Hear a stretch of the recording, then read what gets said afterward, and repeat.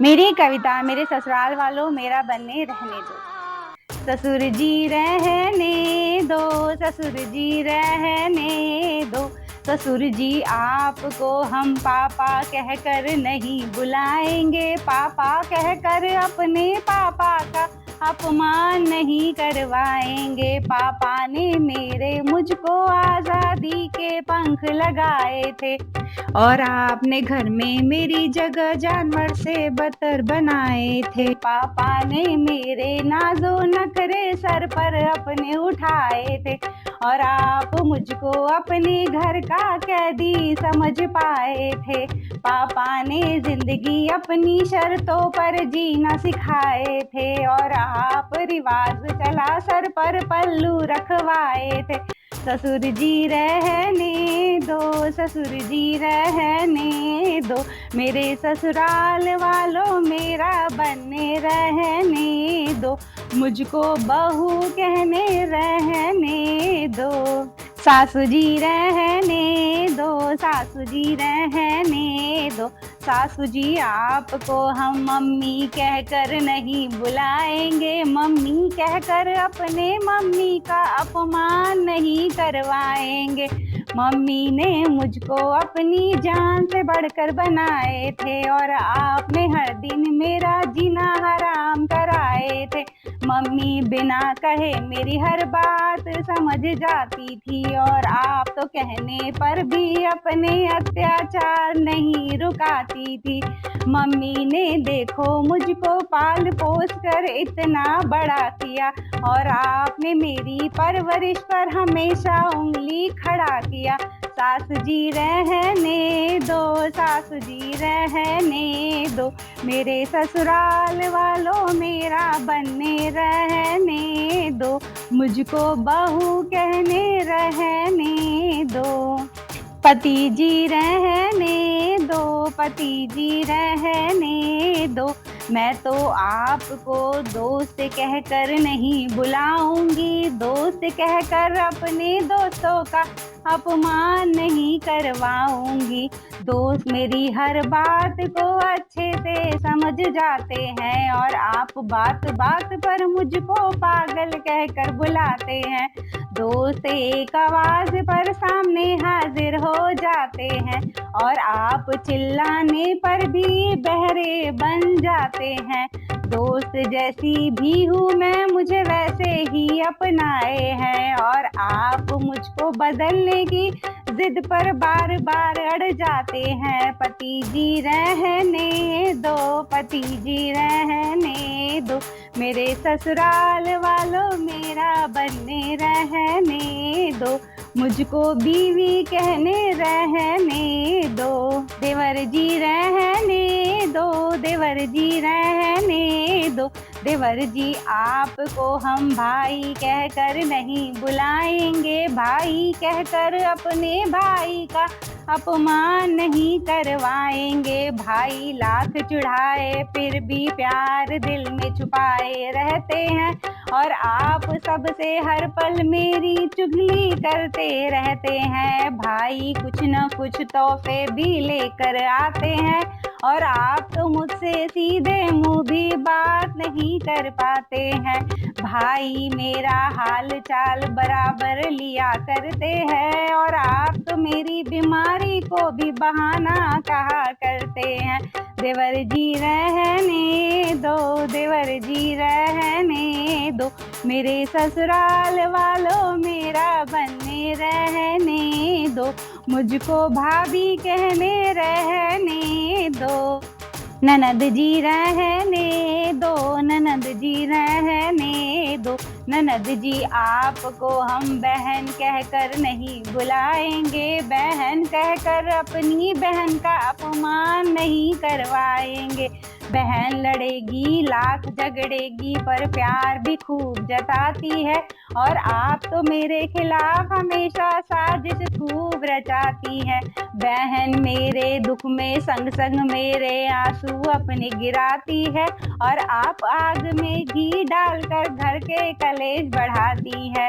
बहन मेरी बातें सुनकर मन हल्का कर जाती है और आप तो घर में आते ही मेरी समस्या बढ़ा जाती हैं। ननद जी रहने दो, ननद जी रहने दो, मेरे ससुराल वालों मेरा बनने रहने दो, मुझको भाभी कहने रहने दो। थैंक यू सो मच, आप सब ने अपना कीमती वक्त देकर मेरी कविता को सुना और मुझे उम्मीद है मेरी कविता आप सभी को बहुत अच्छी लगी होगी। और अगर अच्छी लगी हो तो मेरे चैनल के ठीक नीचे एक रेड कलर का सब्सक्राइब बटन है, उसे दबा दीजिए ताकि मेरा हर नया वीडियो आप तक आसानी से पहुंच सके और मैं आप सबके दिलों तक भी आसानी से पहुंच सकूं। तो आज की मेरी कविता का शीर्षक है मेरे ससुराल वालों मेरा बनने रहने दो। मैंने कहीं पढ़ा था कि लड़कों के लिए जो है ससुराल जो है सरकारी नौकरी की तरह होता है। जब वो ससुराल जाते हैं तो 10 लोग उनकी आवभगत में जुट जाते हैं कि साहब बैठिए, खाना लीजिए, तो ये होता है। लेकिन लड़की के लिए जो है कि ससुराल एक प्राइवेट नौकरी की तरह बन जाता है और वो कितनी भी मेहनत कर ले, कितनी भी मेहनत कर ले, लेकिन उसका बॉस उसे कभी खुश नहीं हो सकता और ना ही उसका कोई टारगेट अचीव हो पाएगा, ना ही कोई प्रोजेक्ट कंप्लीट हो पाता है। तो ये हालत लड़की की ससुराल में होती है। तो देखिए, ससुराल में मोस्टली जब भी कोई लड़की अपना घर छोड़कर जाती है तो आप सभी मानिए या ना मानिए, मुझे ऐसा लगता है कि लड़की का एफर्ट जो है कि परिवार वालों के साथ अपनी बनाए रखने का, उनको अपना बनाए रखने का बहुत ज़्यादा एफर्ट वो डालती हैं। ससुराल वालों के कंपेयर में उनका एफर्ट शुरू में बहुत होता है। जो ससुराल वाले सारे रिश्तों की मैं बात करूँ, चाहे वो देवर हो, ननद हो, पति हो, सास ससुर हो, तो इनके एफर्ट शुरू के 1 साल 6 महीने या महीने भर होता है। उसके बाद इनका एफर्ट खत्म हो जाता है। फिर वो जैसे नॉर्मल हाउसवाइफ रहती है ना, घर की बहुएं रहती है, वैसे वो ट्रीट करने लगते कि बस काम करती रहे, हर काम टाइम पे होता रहे, ऐसे बहू को लेने लगते हैं।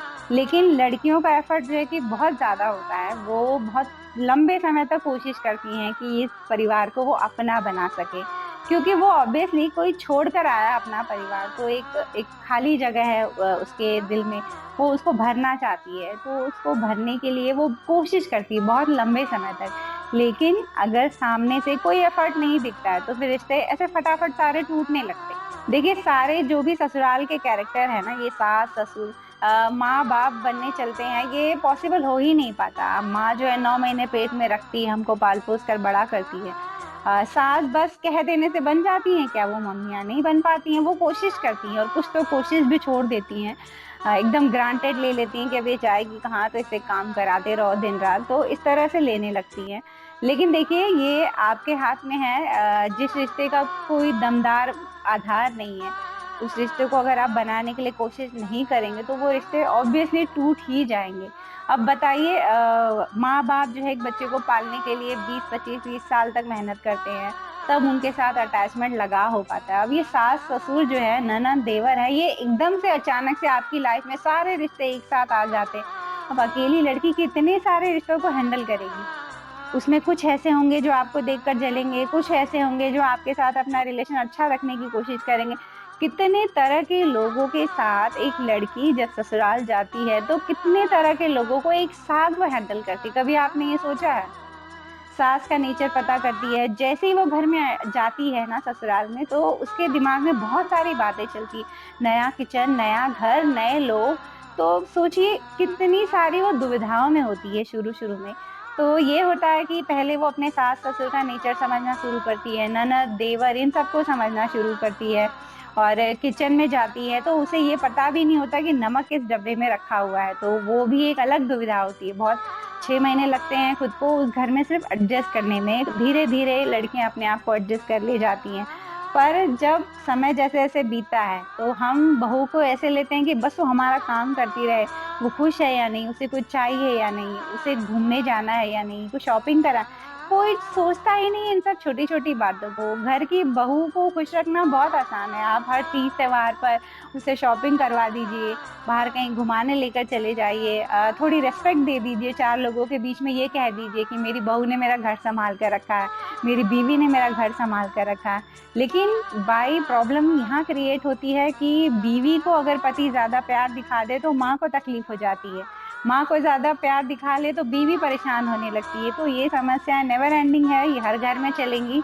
और अपने अपने तरह से आप सभी अपने प्रॉब्लम का सलूशन निकालिए। हर लड़की की ये अपनी जंग होती है और मैं समझ सकती हूँ इस जंग को, इसलिए मैंने ये कविता को भी लिखा। और ये जंग मैं भी लड़ रही हूँ आप लोगों की तरह ही। हम औरतों की स्थिति ये है कि हम एक अपना घर ढूंढते रह जा रहे हैं। कहने को हमारे दो घर है, ससुराल है, मायका है, लेकिन देखने जाए ना तो बाप भी शादी करके, बाप भाई भी अलग हो जाते हैं कि शादी तो अब हो गई तुम्हारी, तो वो हाथ उठा देते हैं ऐसे कि बस खत्म, यहीं तक साथ था तुमसे हमारा। और ससुराल में हालत ये होती है कि आपकी कोई इज्जत ही नहीं, कोई कदर ही नहीं, वहां आपको अलग परेशान किया जाता है। तो ऐसे होता है, जाए तो जाए कहाँ। तो ऐसी वाली समस्याएं हम बहुत सी औरतों को आती है, और मैं उन सभी औरतों को समझ सकती हूँ। और हेड्स ऑफ उन सारी लड़कियों को, दिल से मैं बहुत तहे दिल से कहूंगी कि आप सब बहुत बहादुर, आप सब बहुत बहादुर हो, जो अपनी जंग अपने दम पर लड़ रही हो, बिना किसी सहारे के, बिना बाप भाई के सपोर्ट के। वो सारी लड़कियां जो भी ससुराल जाती है ना शादी करके, वो बहुत बहादुर होती हैं। मेरी नजर में उनके लिए बहुत रेस्पेक्ट है, और बहुत ही हिम्मत वाली होती है हर लड़की जो भी अपना घर परिवार छोड़कर अपनी लड़ाई को खुद लड़ती है। बहुत सी लड़कियां हैं जो ससुराल जाकर सुखी नहीं है, लेकिन फिर भी वो जी रही हैं। मन मार कर कोई जी रहा है, तो कोई अपने आप को समझा कर जी रहा है। तो भाई इसके लिए बहुत हिम्मत चाहिए, और ये हम लड़कियां ही कर सकती हैं। क्योंकि देखिए, जब भी lड़की के अपने ही सगे, अपना ही खून जब नाम का रिश्ता बनकर रह जाता है ना, तो लड़की की दुर्गति ससुराल में होना तय ही समझिए। अगर लड़की की फिक्र होती है ना, तो रिश्ते को हमेशा बनाए रखने की कोशिश की जाती है कि उससे मिलते रहा जाए, उसका हालचाल लेते रहा जाए, उसको कोई तकलीफ है या नहीं, बताया जाए सामने वाले को कि अगर आप सब मेरी बेटी का ख्याल नहीं रखते हो, अगर आप सब मेरी लड़की को खुश नहीं रखते हो, तो हम हैं जिंदा, हम उसे देखेंगे, हम हैं उसके लिए। अगर आप ये एहसास भी दिलाते हो ना ससुराल वालों को, तो भी उनका सर जो है शर्म से झुक जाता है। लेकिन कई तो शादी के बाद बस हाथ उठा देते, तो बेचारी को तकलीफ झेलनी ही होती है। बहुत सारी बातें कर सकती हूँ मैं इस टॉपिक पर आप सभी बहनों से, लेकिन ये वीडियो बहुत लंबा होता जा रहा है।